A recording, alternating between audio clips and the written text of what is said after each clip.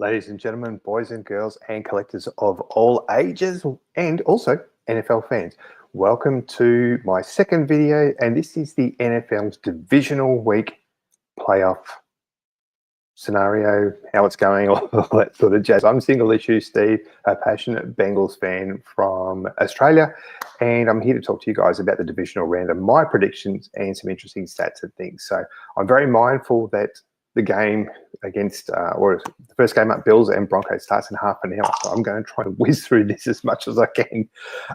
So let's start with that game. So Bills and Broncos, 6th seed Bills versus 1st seed Broncos. So obviously the Broncos had a day off last week. Obviously finishing first, that's what happens. Same thing with Seattle, who is the next game after that when they play the Niners. So what have we got? We have got the amazing and magical Josh Allen. Everyone loves Josh Allen. We all know that. Well, unless you play against him. He's a very, very good player. And also, too, we've got one of the best defenses in the league led by Vance Joseph, who 100% will be a coaching candidate next year. Teams will be definitely looking in his direction. Before we go too far, let's say hello to a couple of our friends. So we got Matty. Morning, mate. Jump on if you want to, bud. You're always welcome to. And morning, James. Now, I know it's not really morning for you guys. It's probably afternoon or evening, but thanks for jumping on, guys. Nice to see you both. All right, so what have we got? We have got Bo Nix in his first playoff game. So I like this kid. I think this kid's got a lot of moxie. I like the way he plays. And he's also got a fantastic defensive coach in Sean Payton. Defensive coach. Fantastic coach in Sean Payton, who is an amazing QB whisperer, I guess you can say. I mean, the work that he did with guys like Drew Brees, for instance, over in, over in, where is it? New Orleans. New Orleans. Can I post the link? I'll try to post the link, Matty. Yeah, give me a sec, mate. Sorry, everyone. A little bit underprepared this morning. Should have this handy. But anyway, while I'm doing that, let's talk a little bit more about the game. So the Broncos D is amazing. So for those of you who don't know, they actually led the league in sacks last year with 68 and also QB hits. For Australian fans who don't know what a QB hit is, it's the amount of time the defensive player hit the QB during the year, and it was actually 164 times, which is the league leader, which is absolutely fantastic. So the question is, can Josh Allen do his magic again against this elite defense? I think he can. I think he can, and I think he'll be all right. Now, what we've got is, as well, the other thing too, is the Bills defense. So we know that Bo Nix is pretty solid. He's got some great receivers like Cortland Sutton. He's also got great tight ends and a really decent offensive line. Their running game's pretty good too, and don't let that overshadow what Bo Nix does, but their running game's pretty solid. And the Bills actually have possibly one of the worst ranked run defenses in the league. So we're talking last week, they allowed Jacksonville 6.7 yards per carry, which is just ridiculously high. It's almost the first down every time they carry the ball. So very, very interesting what will happen in that space. The other thing too, talking about receiving and good quality receivers and things too, Brandon Cooks actually had 7 catches for 159 yards in the last 2 games, which is very, very good. So he's obviously going to be a massive deep threat. My biggest thing is, can Bo Nix outgun Josh Allen? So he's obviously a really, really good young kid too. He also had, so I'm just checking my notes here, guys. That's why I keep looking down all the time. He's had the most passes of any NFL QB this season as well. So obviously Sean Payton and him work really well together and throwing the ball around a lot, which is really cool to see. But I think with this particular game, I think the strongest team is going to win. And I think something led by Josh Allen is going to be the winner. So unfortunately, I think the Broncos are going to be well rested up, but they're not going to get through today. I'm a bit torn with this one. I have a good friend of mine who passed away a few years ago. We're very, very close, and he's a massive Broncos fan. So I would love to see them win for him, but unfortunately, I don't think they're going to get up. So sorry, Craig. You're going to miss out this time, buddy. All right, give me 2 seconds. And Maddie, there is the link, mate. Let me share that with you right now. Oops. Sorry, I'm still getting used to this StreamYard thing. So that's the link. Maddie, jump on in, mate. Love to have you on board.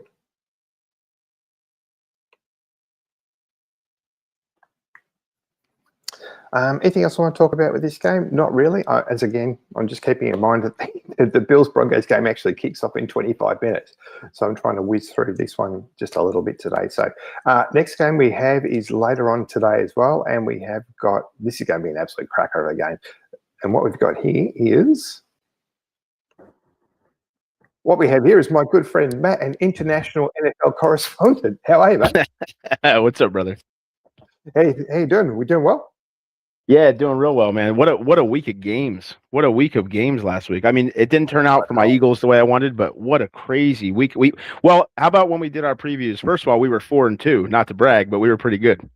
And but not only that, but no, what a bunch of close games. Remember last week we had talked all week about how how these games were really tough to pick because they were really close. And sure enough, that's how almost all of them turned out, except for the last couple of minutes of that Steelers game, which I know you were probably heartbroken about.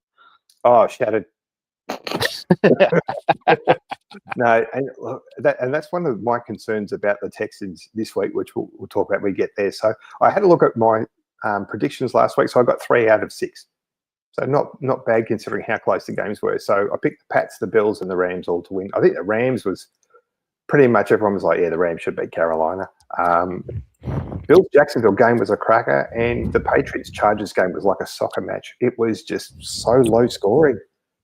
The two that stood out to me, the Rams-Panthers game, the last little bit of that game, the last 2.5, 3 minutes, 2 huge plays. Now you would expect it from Matt Stafford because of the experience that he has.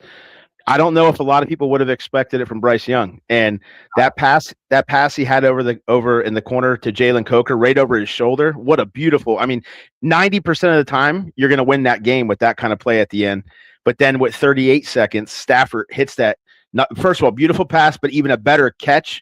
And Colby Parkinson, he keeps his balance and gets into the end zone for the Rams. That was an outstanding finish to that game. So It was very, very entertaining game, mate, to watch. I'm glad I actually sat down and watched that whole thing. And, a lot of people have been throwing it around that, Bryce Young is a bust. He's not doing that well.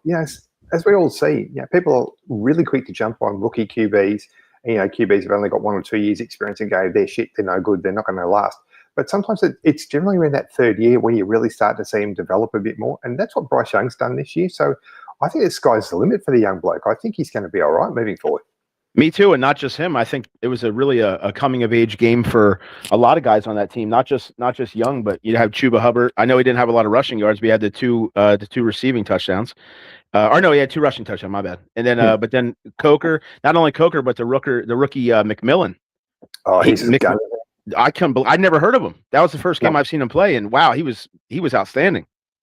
Yeah, and you love those when the QBs and the receivers just know each other. Yeah, it was crazy. Know how it works.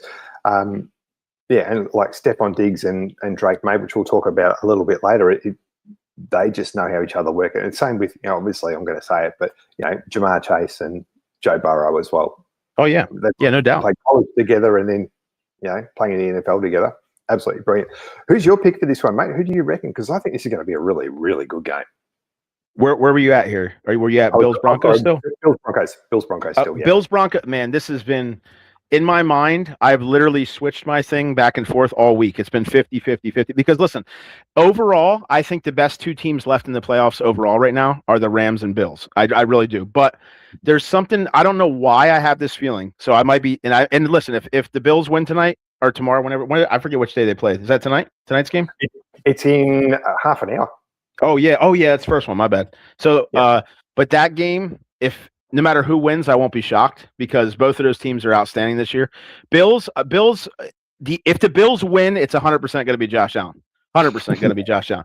But the Broncos, I'm going to go with the Broncos. I'm going to go against my normal feel. Usually I go with my gut every time, and I'll think, okay, it's going to be Bills. But the more I looked into this matchup, and the more I was looking throughout the week, like you said, about the sacks, about the pressure rate, they're first in the league in hits, first in the league in sacks. I don't know. And then early in the season, when the Eagles played the Broncos, and seeing Bo Nix hooking up with Cortland Sutton and those things, I know you still got Josh Allen, James Cook on the other side, and all that with the offense. This is going to be like, I don't know. It could be a shootout, but the Broncos D is pretty nasty. So I don't know. This is going to be very, very tough. The Bills are 3-3, only against teams that are 500 plus. They're 6-3 on the road, which is very well, but they're only a 500 team against winning teams this year. Denver has a little bit more of an edge. They're 4-2. And by the way, Denver also 8-1 at home. So I know that the Bills are used to playing in cold weather, but I don't know. I'm going to say the Broncos for this one. Yeah, look, this is my game of the round prediction. I think this is going to be the best game of the round. It's that Josh Allen factor that sits there for me, and I'm like, the guy just does magic, and he's just ridiculous what he can do. I think the Bills will get through, but I think it's going to be a really, really tight game. And I think that the Broncos D is going to hold him pretty well for a lot of the time, but I think he's just going to go do his Josh Allen thing and break out. Just make that one play to win the game. I wouldn't be shocked, because that's usually what he does. It's not always pretty, but he always makes the play that they need. And it's crazy because this week, if he does it this week, I'll be even more impressed. Not only are they away in Denver, but he has the right finger that got banged up last week. He's got a knee issue. He's got a foot issue. Plus, they're missing safety Jordan Poyer on defense. That's a big safety to miss on that. When Denver is supposed to have all 53 guys back, everybody's coming back off injury report. So I don't know, man. It's gonna be, like I said, listen, this is even though my team's out, which obviously sucks, this is the time of year. This is what makes it so great when you have matchups like this where you're not sure who's gonna win. I mean, that's really, you can't ask for much more than that. So it's pretty cool. That's it. As we talked about last week too, mate, it's been a bit of a change of the guard, hasn't it? When you look at some of the teams that are out, and we've got a lot of young blokes like your Bryce Youngers and your Drake Mays and your Bo Nixes, in the playoffs. It's actually really exciting for the league to see these young blokes and taking their team further. It's really good. Yeah, I think so too, because a lot of times a lot of the young kids coming up, usually they'll run into like a buzzsaw like Tom Brady or somebody like Patrick Mahomes. They're usually running into guys like that. Some of these young guys that you just listed there, I mean, even when they're going head to head with these big guys, these guys that are established quarterbacks, they're able to beat these teams. So this is like I said, it's strange. It's strange to me, but it's a good strange in that anybody can win any of these games. You don't always have the advantage. Like this week, if you'd have told me at any point over the last 4 years that I'd be picking against Josh Allen and the Bills in this game, I would say no way. There's no way I'm going against Josh Allen, because I still think Josh Allen's the best player in this game. But I just feel like, I don't know, I just have a weird feeling that the Broncos D might make a late play. But like I said, if Josh Allen makes that play, the only person that's in the playoffs right now that I could see making a play more than him in the final seconds would be maybe Caleb Williams, because that dude has been like comeback Caleb, I've been calling him, because he's like going crazy. But I'm sure we'll get to that in a minute here. So, but yeah, we will, mate, definitely. All right, so what else have we got here, mate? So we've got another comment. Hey, mate, can't stick around, but jump on and say hi. Have a good stream. Hey, Vanders, thanks for jumping on, mate. I know Vanders is a Niners fan, so he's probably getting ready for the game we're just about to talk about. Yeah. Which is the Niners-Seahawks game. So this is sixth place 49ers versus first place Seahawks. Seahawks had the bye-off last week, and very similar to Denver, they have a really, really great quality defense. Now, last time they played the Niners, they kept them to 173 yards. Yeah, that was that 13-3 win at the last game of the regular season. That was for first place. Yep. Yeah. So really, really interesting as well. My gut says I think Seattle are going to win this one for a couple of reasons. One, Kittle's out. That's a massive loss. Oh, that's huge. That is huge. And look, doesn't matter who you follow, whatever, you don't like to see injuries to players, especially quality players like that guy. So I hope he has a speedy recovery and comes back. That was terrible. That was terrible to see. Very few times in the history of me watching football for, 30 years or whatever, it's been 20 some years. The very few have you seen an injury that like seeing the actual tendon snap off. That was tough to watch. If you watch the replay, when he goes to cut, when he plants the right foot and goes to push off of it, you see it looks like a rubber band snaps in the back of his calf. Yeah, you can see it's just terrible. I feel bad for the guy. Like I said, when you're going against the team, obviously you want to dominate him. But not only is he a good player, he seems like a good dude, and it's just a shame to see any injuries anywhere. So that's a shame. Yeah, massive loss for them. Sorry, Vanders, I thought you were a Niners fan, mate. So apologies if I got that wrong, especially if that offends you. So, general consensus, and this is what a lot of the website and experts are saying, that they think that Seattle should win this one pretty comfortably. I don't know if it's going to be pretty comfortably. I mean, Brock Purdy has had a bit of a lull during the season, but has really sort of started to come on towards the end here. Look, the Niners have got a pretty solid running game. Their receiving core, although not massive names, is pretty solid as well. And the other thing that really concerns me is another brain fart from Sam Darnold. We all know he can do really good stuff, but all he has to do is just make a couple of bonehead mistakes, and it's going to cost his team the game. Isn't it crazy? It reminds me a lot of the Ravens team from I don't know if it was 1999 or 2000 when they won with Trent Dilfer, because they had a good amazing defense, and then they had a decent offense around him, but it was the quarterback that you're just like, I don't know about him. But that's how I feel exactly about the situation, because as long as Sam Darnold doesn't do anything stupid to lose the game, Seattle should win this. And I'm not saying this in any kind of offensive way, but San Francisco is so beat up right now that I don't think this game will even be close. Like, out of all the games this weekend, I think this is the most. Now, listen, if the 49ers won this game, I would be shocked. All the time I've been saying it's so close. And so if they won this game, I would be shocked. Not only in Seattle 8-2, 6-2, sorry, at home this year. 6-2 against teams above 500 or above. So Seattle, anytime they've locked up with good teams, they have won a lot of those games this year. San Fran only 4-4. Couple of the keys I wrote down in my notes here from earlier this week was the Seattle defense. First in points against, and sixth in yards per game. Seattle's won 7 straight and 11 of 12 going back into the regular season. The last one again, against San Francisco to win the number 1 seed. Also, San Fran won 7 of 8. Their only loss coming to Seattle in that final game of the regular season. Seattle does get their left tackle back, by the way, and San Francisco's and he was out. Yeah, and San Fran's D line is god awful. They're 31st in the league in pressure rate and 32 in sacks.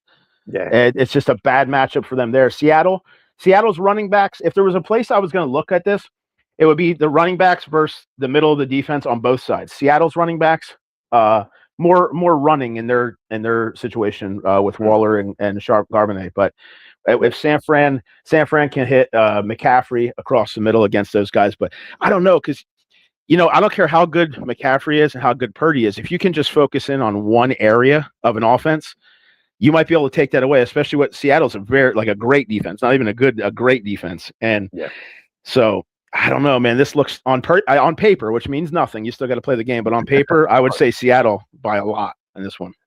Yeah, I don't think it's going to be a massive blowout, but I think that Seattle will win this one comfortably. There's just too many positives for them. Just as long as Sam Darnold, I'm not going to say manages the game, but has a solid game. If he just has a solid game, I think they should be okay.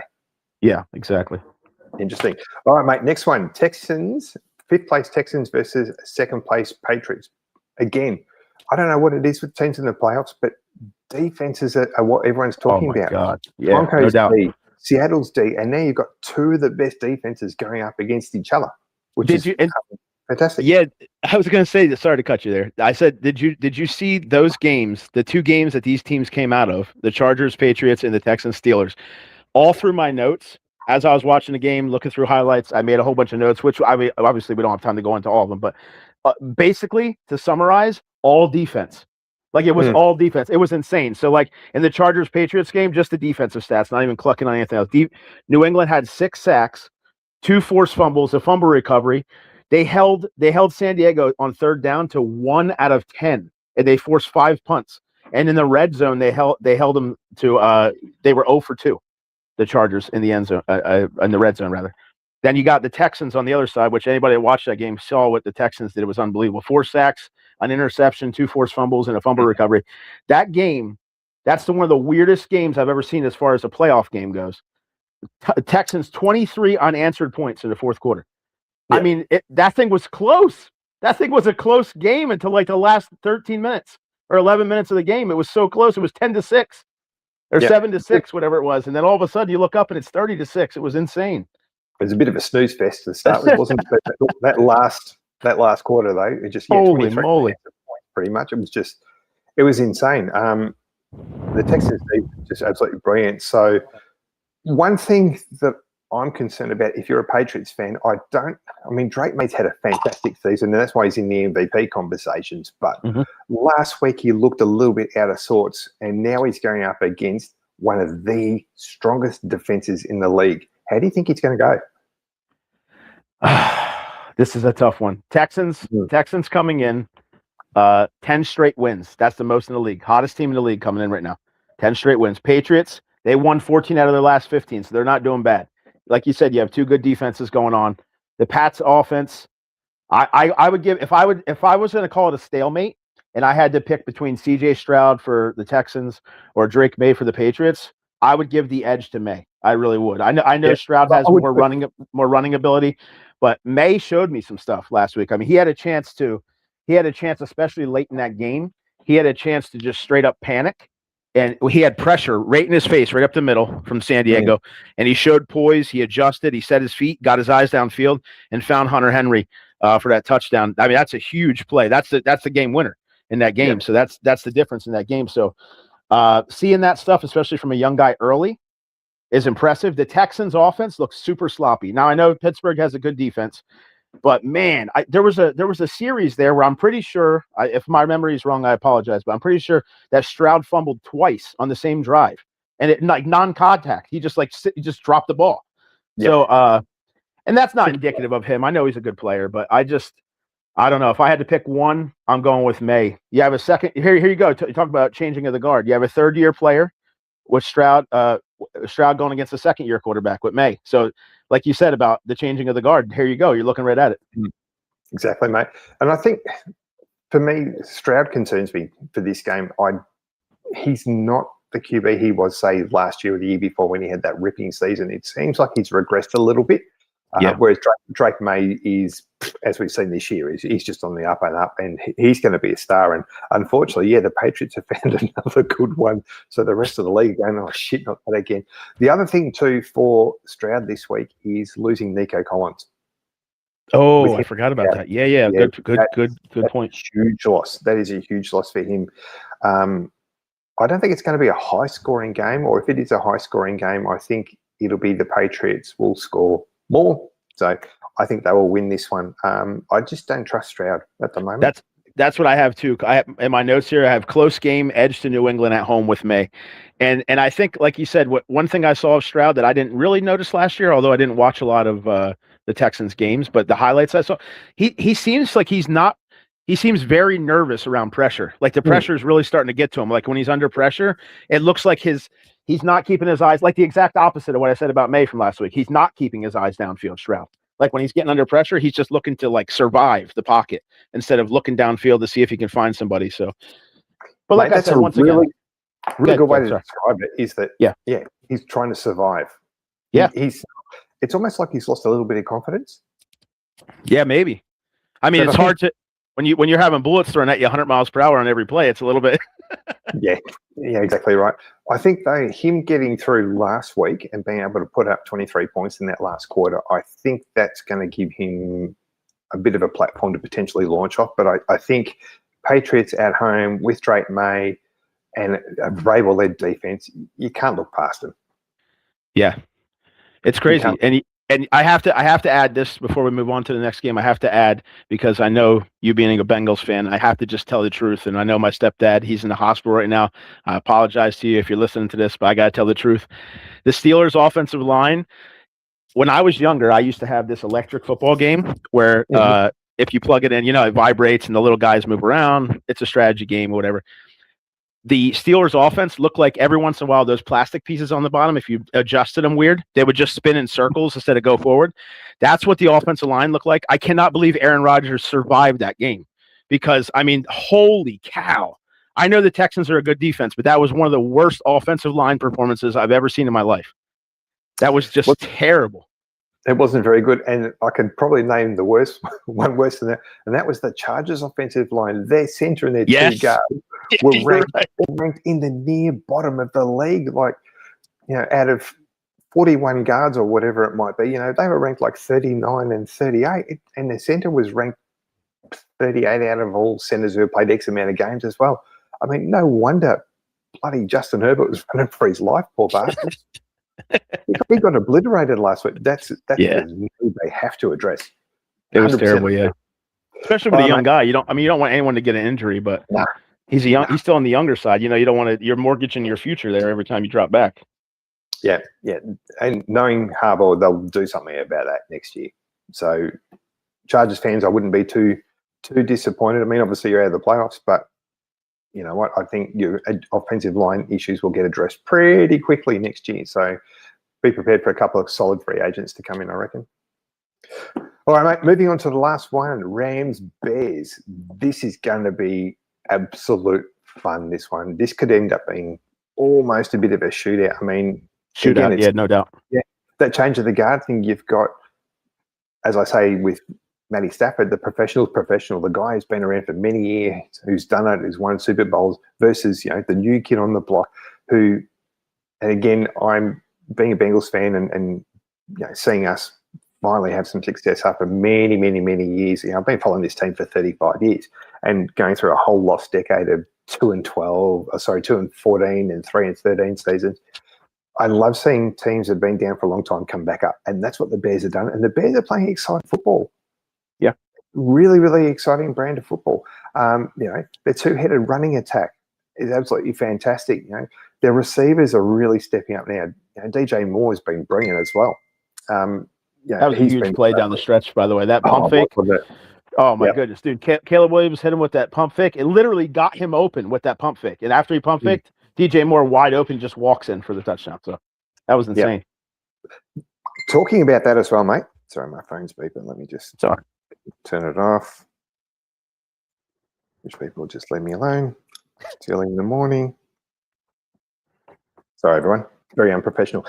Talking about play action and all that sort of stuff. This is a really interesting stat that I found, mate. Where are we? That the Rams D are really prone to biting on play action, and Chicago run play action 31% of the time. Wow. Yeah, I saw that and I'm like, wow, that's really interesting. This was Chicago, a close pick. Oh, sorry. Yeah. No, I was going to say Chicago are also missing their starting left tackle. Yes, I was just going to bring that up. Yep. And also TJ Edwards is a massive loss as well. Oh my God. Yeah, he's the middle. He's the heartbeat of that defense in the middle.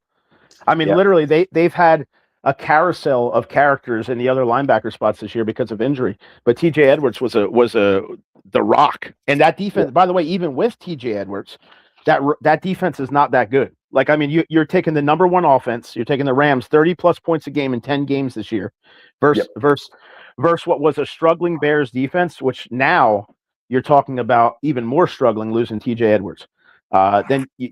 Chicago, the big thing for me with Chicago, like I said, they have 7 fourth quarter comebacks. All right. And I would usually say, now that's 8, by the way, that's 8 out of 12 of their wins came by 8 points or less. So they're great in those close games.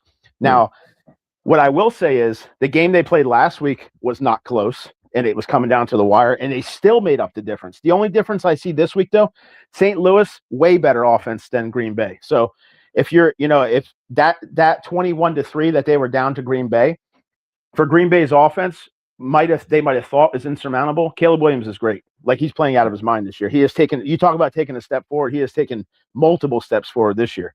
And then all the other guys around him, like you said, the two-headed monster at running back, Swift and Manangai, and those guys, like, all these guys are playing so well. Another thing to think about: LA traveling into a cold weather game shouldn't matter, but it's real. It's a real thing. You're still people at the end of the day. So I mean, I think the Rams have the better team, but I think Caleb Williams gives the Bears something that's definitely unique in that situation. Yeah, no, I agree, mate. And the other concern that I have for Chicago is they've also lost one of their best starting corners too. He's gone for the season, and he obviously didn't play last week. So, yeah. You've got guys like Puka Nakua, who has just been, he's been sensational this year. Oh, yeah. So he's going to be really, really hard to stop.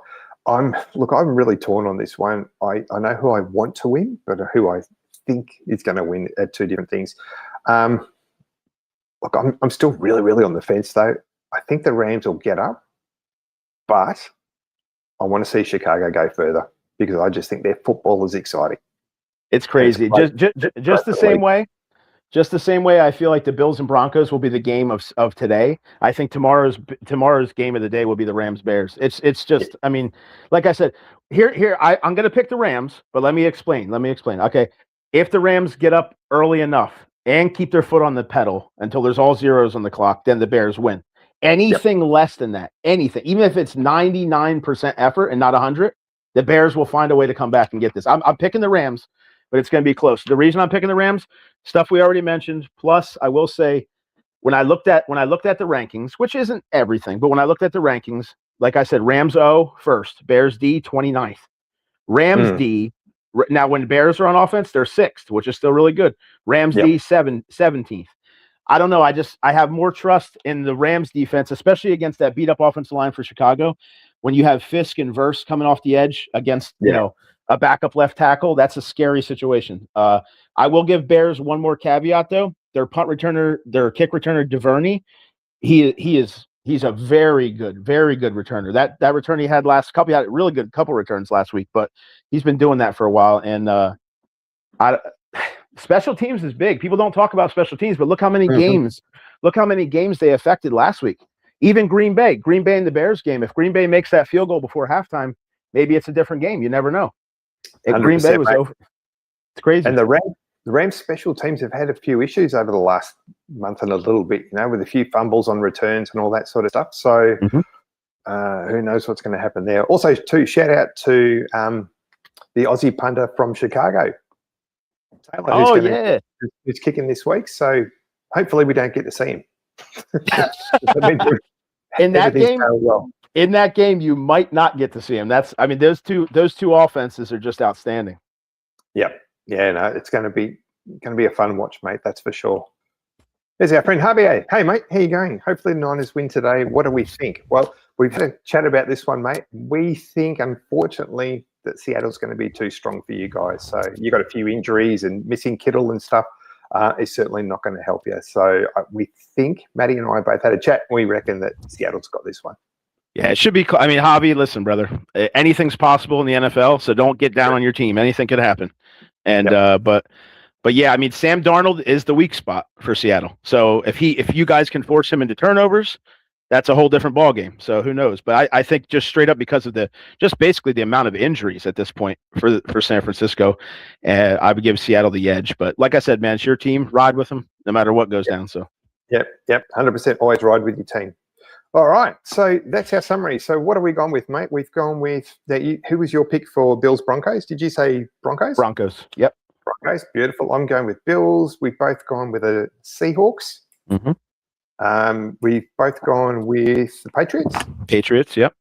And we've both gone with the Rams. Rams. Yep. Cool. Awesome. So it'll be interesting to see next week what the results are, mate. And I'll obviously have you back on. I'll send you the link earlier too, by the way. Okay. Yeah, that's no problem. I just wasn't sure because I'm not savvy. Like I'm on YouTube a lot, but mostly just chats, comments, and stuff. But I don't do. I'm not on StreamYard. So unless you guys send me the link, I didn't know what to do. So I apologize. I should have gave you a heads up a little earlier than that, but I didn't know. So that's right, mate. Just me being old and not knowing how to use technology. That's all. But, mate, thanks again for jumping on. I appreciate it. We'll let everyone go because the Broncos-Bills game... it's on right now. It just started. So if you're a Bills or Broncos fan, have a great game. I hope your team wins. We'll see you next week for the championship games. Oh, yeah, it's crazy. Hey, Steve, thanks. Steve, thanks a lot. I want to tell you, I've messaged you a bunch of times, you and Bo and Sharif, about this, but thank you guys so much. It's rolling up on a year since my mom passed away, and I've had a really tough time. You guys have, just chatting with you guys, laughing with you guys, messing around, talking with you guys has meant so much to me, brother. So I just want to say thank you, and I love you guys. I love you too, man. And it's an absolute pleasure. We love having you as part of the Aussieverse family. It's your insight, your sharing, your humor, all that sort of stuff, mate. It's fantastic. So if we've given you a little bit of happiness, then we've done our job. So thanks again, mate. Thank you. Take care, brother. Thank you. Enjoy playoff weekend. Good luck, everyone. We'll see you next week. As we said, hopefully your team wins. If not, enjoy the playoffs anyway. It's going to be fun. Good to have you here, Matt. Yeah, couldn't agree more. Thank you, brother. Appreciate it. Brother. All right, boys and girls and whoever's watching. Go and enjoy Aussieverse for life. That's it for life. See you next week. See you later.